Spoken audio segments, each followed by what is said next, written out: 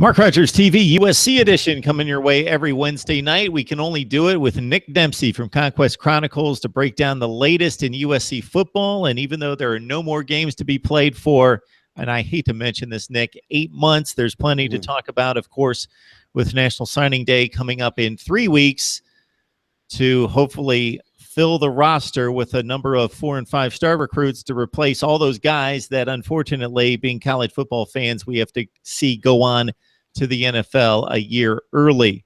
And so, Nick, we've got some news on the NFL front, don't we?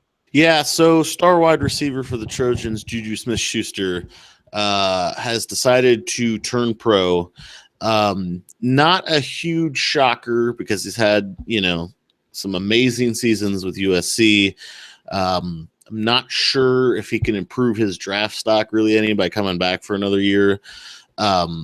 He had a kind of a letdown this season, which I think was probably one of the main reasons people thought there might be a chance he comes back. Started off slow, much like pretty much everyone else at USC this season. Started off poorly, then started getting red hot after Sam Darnold came in at quarterback. And after that, Darnold started spreading the ball around. So JuJu did not see as many targets, but you saw other guys like Burnett and Pittman and others step up.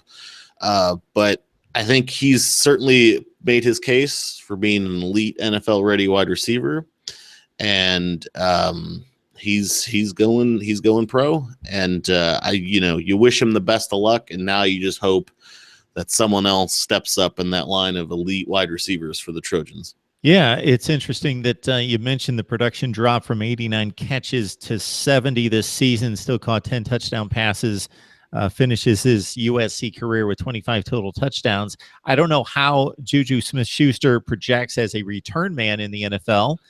He was certainly counted upon that in his previous years at USC, but this season only one kick return for the entire season, so kind of taken off that duty as being one of the older statesmen of the class and being one of those guys that's maybe a little bit too valuable at times to put back there, or maybe it was ineffectiveness, I don't know, but not necessarily part of his game going into the NFL. I don't think that switch had anything to do with JuJu. I think the Adoree Jackson happened, and so when you got Adoree Jackson returning kicks like he does, thanks JuJu, but you're just stick to catching balls.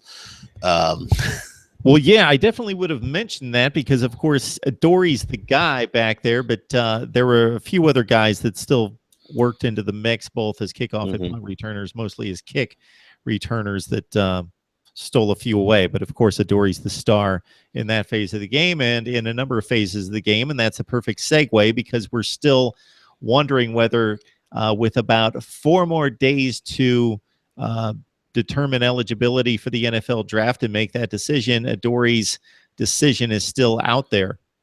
Yeah, Adoree Jackson and JuJu are pretty good friends, and they kind of made it clear there's a package deal that what one decides the other is going to follow. And so a lot of folks thought, JuJu Smith is going to the NFL, and rightfully so. So Adoree must be on his way out the door as well, headed to the NFL. But Adoree Jackson, by all accounts, is still going to class. USC came back to class this week. Adoree was there. He tweeted from class. So, if you're going to the NFL, if you're preparing for the draft in April or May or whenever it is this year, it doesn't seem like you'll have a lot of time for class in January and February when you should be preparing for the combine, getting an agent, doing all these things.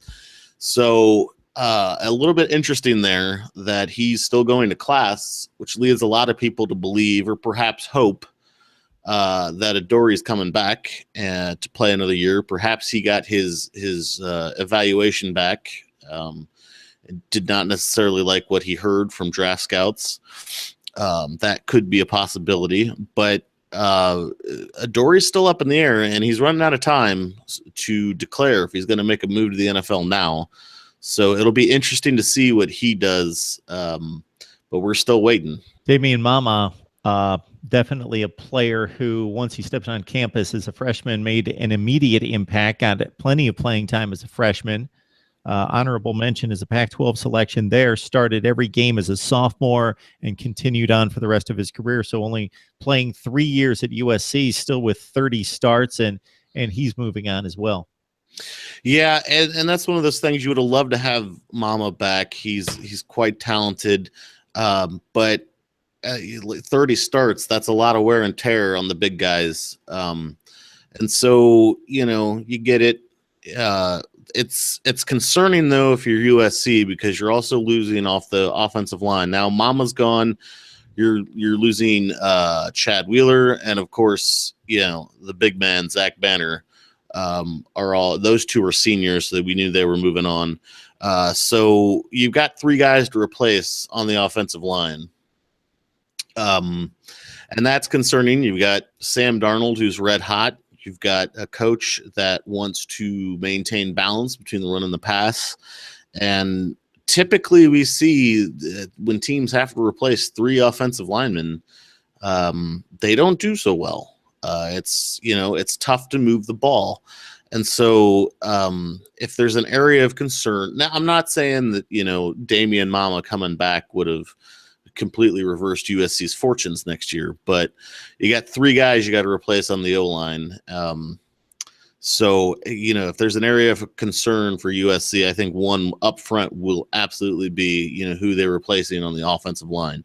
So, Damien Mama isn't a killer, but it hurts to go from two replacements to 3.